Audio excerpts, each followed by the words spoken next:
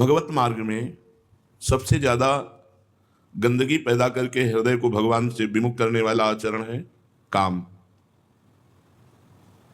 बहुत सुंदर सूत्र है इसमें कि लंबे समय तक यदि काम का वियोग सहा जाए तो उसकी सामर्थ्य नष्ट हो जाती है। बहुत जोर का सूत्र है और इसी सूत्र से अपने लोग विजय प्राप्त कर सकते हैं। लंबे समय तक काम का संयोग ही ना होने दें, ना हस्त मैथुन करें और न किसी शरीर का संयोग होने दें लंबे समय तक, तो अपने आप काम शांत हो जाता है। यदि आप बीच बीच में काम की चेष्टाएं करते रहेंगे तो आपके हृदय को मलिन करके भगवत विमुख बनाए रखेगा। ऐसे ही समय पार होगा। गाढ़ चिंतन, भगवदानंद, लक्ष्य की तरफ बढ़ना, ये सब नहीं हो पाएगा। इसलिए नियम लो तो कुछ समय बाद, कुछ समय में हो सकता है वर्ष, 2 वर्ष, 4 वर्ष, जैसी आपकी अंतःकरण की वृत्ति है भगवत चिंतन की, ये शांत हो जाएगा। जैसे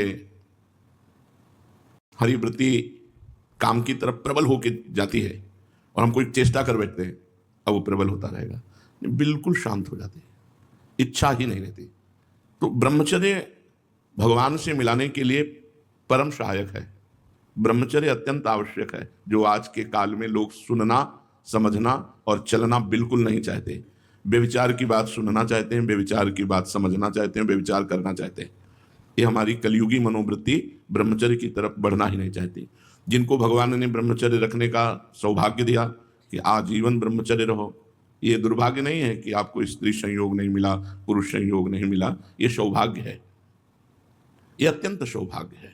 जो बच्चियां मुंडन करा करके भगवान के मार्ग में, कुछ लोगों का कहना है कि स्त्री मुंडन नहीं कराती, तो जो सुहागवती स्त्री है वो भी जब भगवान की तरफ कदम रखती तो पहला कदम होता मुंडन करवाना है। उदाहरण में माधव सिंह की पत्नी रत्नावती जी जब पहला कदम परमार्थ में उठाया तो पहले मुंडन करा के संतों के बीच में बैठ गए। और विरक्त, ये तो परमहंस बच्चियां हैं, बाल ब्रह्मचारी विरक्त सन्यासिनी, मुंडन करा करके अपने सौंदर्य का नाश करके, मुख पे रज लेप करके जो भगवत मार्ग में चल रही इनकी चरण वंदना है। ये अहोभाग्य, सौभाग्य, ये कोई छोटी मोटी बात है आजीवन ब्रह्मचर्य रहना। यहाँ ब्याह होने पर पति से संतुष्ट नहीं रहती, साइड में 1-2 बॉयफ्रेंड और पति को कटवा के फेंक देती है। कैसे कैसे आचरण हो रहे हैं। ब्रह्मचर्य अत्यंत आवश्यक विषय है, इसे सहने से नष्ट किया जा सकता है, भोगने से नहीं। इस विषय को बहुत अच्छे से समझ लें। सहन कर, सहत सहत बाढ़े भगति, गृह तन गुरु हितगार। इसको किसी तरह मत छुओ, काम चेष्टा को किसी तरह मत छुओ, शांत रहो, अकेले रहो, नाम जप करो, वाणी पाठ करो, भगवत चरित्रों का चिंतन करो, शांत हो जाए, एकदम शांत हो जाता है। मतलब इतना शांत हो जाता है कि सामने भोग की सुविधा है और आपकी इच्छा ही नहीं। इसे कहते हैं उपरति, त्याग, वैराग्य और उपरति। ये रोकने से नहीं, ये स्थिति आती है जब आप बहुत समय तक किसी भी तरह का काम संबंध इंद्रियों को नहीं होने दिया तो शांत हो जाती है। ये नियम ले लो। जो सतमार्ग में चलने वाले गलती का शिकार बन चुके हैं, जैसे हस्त मैथुन आदि का, तो कसम खा के नियम पूर्वक उसे छोड़ दो, नहीं तो आगे नहीं बढ़ पाओगे परमार्थ में। वो आपको गिराता रहेगा और वो गिराता रहेगा तो निरुत्साहित रहोगे। ब्रह्मचर्य एक उत्साह है, जिधर लगा दो उधर उत्साह पूर्वक लग जाओगे। इसलिए सब संतों से और गृहस्थों से प्रार्थना है। शास्त्र में आया है मासिक धर्म के पत्नी के होने के बाद 1 सप्ताह तक स्पर्श नहीं, 1 सप्ताह के बाद 1 बार महीने में संयोग गृहस्थ के लिए आया है शास्त्र में, और विरक्त आजीवन ब्रह्मचर्य के लिए आया है। तो आजीवन ब्रह्मचर्य मात्र से ही आपको भगवत प्राप्ति हो जाएगी, क्योंकि वो इतना उत्साह प्रकट करेगा कि आप बैठ ही नहीं सकते। आप सत्कर्म करेंगे, नाम जप करेंगे, वाणी पाठ करेंगे। ब्रह्मचर्य नींद को, तमोगुण को नष्ट कर देता है। ब्रह्मचर्य भागवतिक उत्साह नष्ट कर देता है। ब्रह्मचर्य शरीर की पीड़ा को सहने की सामर्थ्य देता है। ब्रह्मचर्य में होश रहता है और जोश रहता है। होश भी रहता है, जोश भी रहता है। लोग जोश में होश खो देते हैं, लेकिन ब्रह्मचारी जोश में होश में रहता है और होश में ही जोश का प्रयोग करता है। बेहोश होकर जोश का प्रयोग नहीं करता, उसमें दिव्य तेज रहता है। इसलिए यहां करें कि लंबे समय तक यदि काम का संयोग ना किया जाए तो इंद्रियां शिथिल हो जाती हैं और काम क्रमशः नष्ट हो जाता है। क्रमशः शब्द है, क्रमशः का मतलब धीरे धीरे। अभी कम वेग से आया, फिर और कम वेग से आएगा, फिर और कम, फिर स्फुरना होगी, फिर शांत हो जाएगा। और पवित्र प्रेम का उदय होता है काम नष्ट होने पर। जो भगवत प्रेम है वो काम नष्ट होने पर उदय होता है। इसलिए दृढ़तम रहो, दृढ़तर और दृढ़तम। दृढ़तम रहो कि हम किसी भी तरह काम की प्रेरणा से कोई भी इंद्रिय का प्रयोग नहीं करेंगे। यदि वैरागी वैराग्य मार्ग में हो तो दृढ़तम हो जाओ, मतलब दृढ़तर और दृढ़तम मतलब महान दृढ़ हो जाओ कि मर सकता हूं लेकिन गलत आचरण नहीं कर सकता। भूल न दे कुमारग पाऊं, ऊसर बरसे तरण नहीं जामा, संत हृदय जिमि उपज न कामा। संतों का हृदय निष्काम हो जाता है। आप सब संत वेश में हैं, भगवत मार्ग में हैं, तो ये नियम लीजिए कि हम कभी हस्त क्रिया नहीं करेंगे। अंदर से नियम लीजिए कि कभी हस्त क्रिया नहीं करेंगे, और जब हस्त क्रिया ही नहीं करेंगे तो दूसरों का स्पर्श और दूसरों की तरफ देखना, दूसरों की तरफ क्रिया की भावना करना, ये तो बहुत ही दूरी बात है। साधु को, साधक को कभी ऐसे संकल्प न बनने देना, क्योंकि सबसे पहले विषयों का ध्यान होता है, फिर उसकी स्फुरणा होती है, फिर उसका संकल्प बनता है। कामना जो है वो स्फुरणा ही है, फिर संकल्प बनता है, फिर संकल्प में बाधा पड़ने पर क्रोध आता है, और संकल्प की पूर्ति होने पर लोभ आता है। दोनों नाश कर देते हैं। क्रोध से मूढ़ता, मूढ़ता से स्मृति का नाश, स्मृति से बुद्धि का नाश।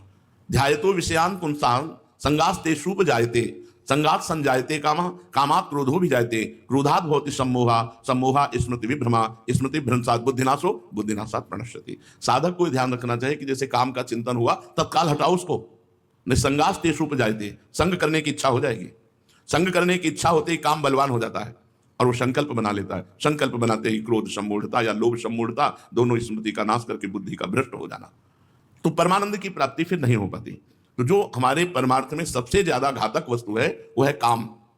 इस काम से सब लोग पीड़ित है, पूरा चराचर जगत पीड़ित है। अगर कोई बच सकता है तो नाम जापक, भगवत मार्ग का पथिक, संयम से चलने वाला। ये अविद्या है शरीर।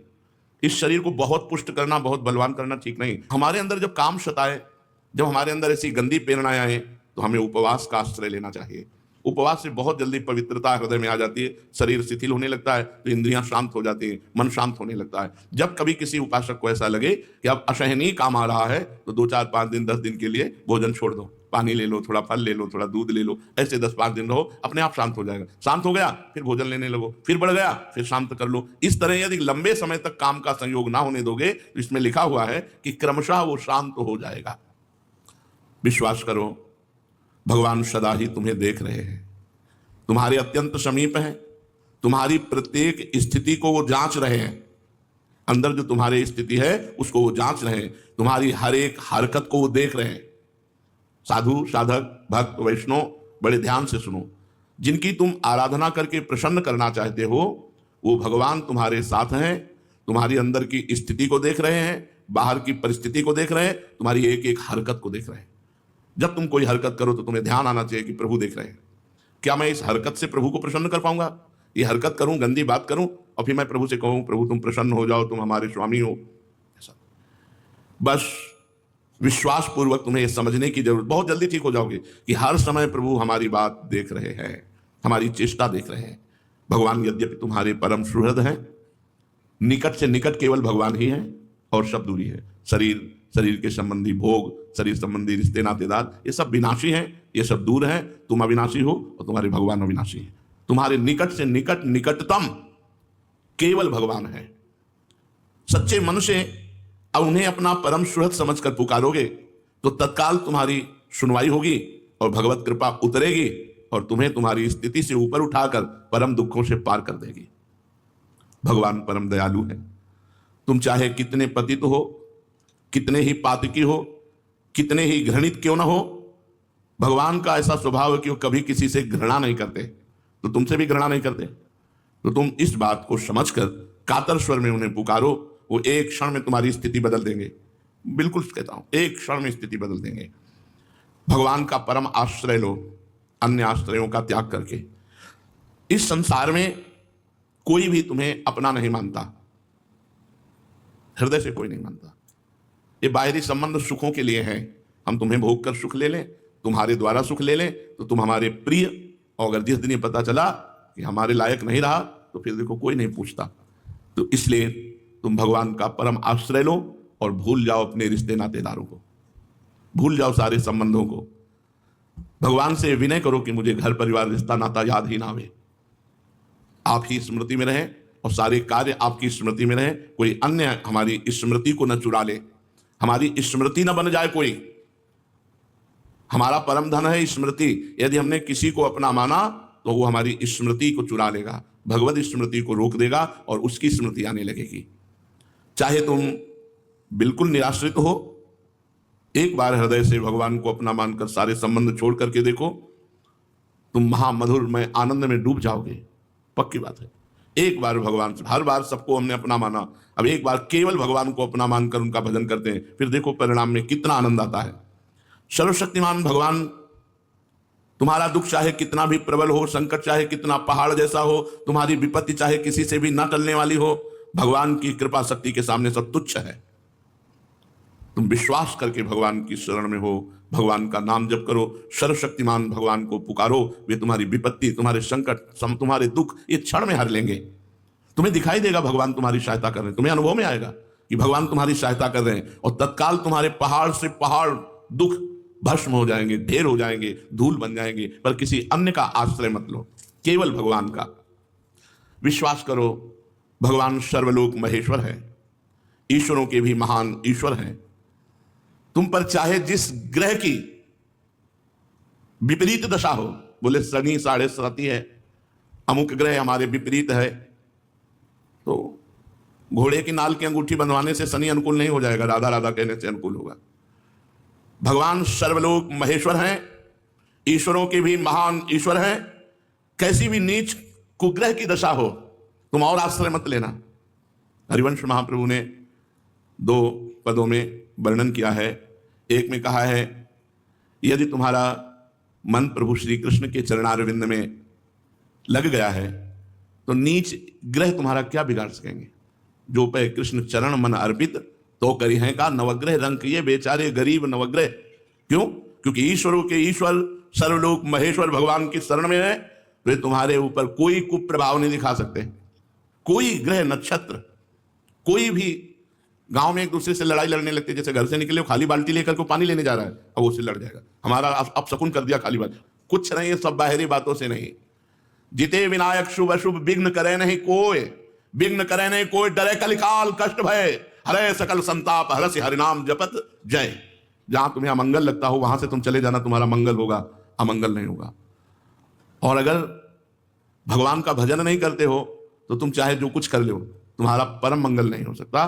कोई भी ग्रह नक्षत्र तुम्हें सुखी नहीं कर सकते। अगर हमारे हृदय में यह विश्वास हो जाए भगवान के प्रति, तो हमें इन सब बाहरी बातों से बचत हो जाए। तुम्हारा काम बनेगा भगवान का नाम जप करने से, भगवान की शरण में होने से। ये सब बाहरी बातें हैं। हम कहते हैं सांप बिल के भीतर घुसा बैठा है, ऊपर से लट चला रहे हो, उसको कोई फर्क पड़ेगा। ये सब ऊपरी बातें हैं। पाप प्रवृत्ति जो दुख की जड़ है वो यहां है, वो नष्ट होगी भगवान के आश्रय से और भगवान के भजन से। इन सब बाहरी बातों को छोड़ो, इन सब बातों से कुछ नहीं होता। बड़ी मूर्खता छाई हुई है। हम आपसे प्रार्थना करते हैं, किसी ग्रह नक्षत्र की शांति के लिए या किसी देवी देवता की प्रसन्नता के लिए किसी भी जीव को कष्ट मत देना। अगर तुम किसी जीव की बलि दोगे तो तुम्हारी बलि चढ़ेगी और बोलेगा महाबली काल, काल तुम्हें ऐसी बलि चढ़ाएगा, होश में जा। कभी ऐसा सिद्धांत नहीं हुआ कि जो दूसरों को दुख दे और स्वयं सुखी हो जाए। नहीं, जिसने दूसरों को सुख दिया वही दुखों से पार पाया। इसलिए नवग्रहों की शांति के लिए, विनायकों की शांति के लिए एकमात्र उपाय है भगवान की शरण में होकर भगवान का नाम जप करो, सर्व मंगल हो जाएगा। नाम जपने से हृदय जलता है, बाहरी क्रियाओं से अहम पुष्ट होता है कि हाँ हमने ये दान किया, हमने ये तीर्थ गए, हम ये, लेकिन नहीं, नाम जपने से जो हृदय जलता है वो पाप नष्ट होते हैं, मन की मलिनता नष्ट होती है, जन्म जन्म के प्रारब्ध जो हमारे बुरे हैं वो सब भस्म हो जाते हैं। इसलिए जलन पूर्वक नाम जप करना चाहिए। यदि हृदय जल रहा है तो भी नाम जप करना चाहिए, प्रसन्न होना चाहिए कि हमारा हृदय निष्पाप हो रहा है, हमारे दुखों का नाश हो रहा है, हम परम सुख की यात्रा में हैं। और यदि हृदय हर्षित हो रहा है और आप पाप कर्म कर रहे हो तो रोना चाहिए। आप अपने जीवन को दुख और संकट में डालने वाले हैं, आप ऐसी परिस्थिति में डालने वाले हैं जहां से निकलना मुश्किल है। बिल्कुल संकाल बहुत बली है और वो किसी की नहीं मानता। एक बड़ा धनी परिवार था, जब हम बच्चे थे गुरुआश्रम में, तो उस समय उन्होंने एक बड़ी गाड़ी खरीदी थी। बड़ा हर्ष मनाने मंदिर आए, भोग लगाया, बांटा और खूब आनंद मना रहे थे। सजी गाड़ी और सब, अकेला लड़का था उनका। वहां से ढूंढी घाट गंगा जी है और एक बहुत बड़े संत का आश्रम है, वहां वो जा रहे थे। बस खाई में गाड़ी गिरी और सब बच गए, अकेला लड़का मर गया। अब वो शोक का तूफान आया जो गाड़ी के हर्ष से नहीं पूर्ण होने वाला था, क्योंकि कुल का दीपक ही चला।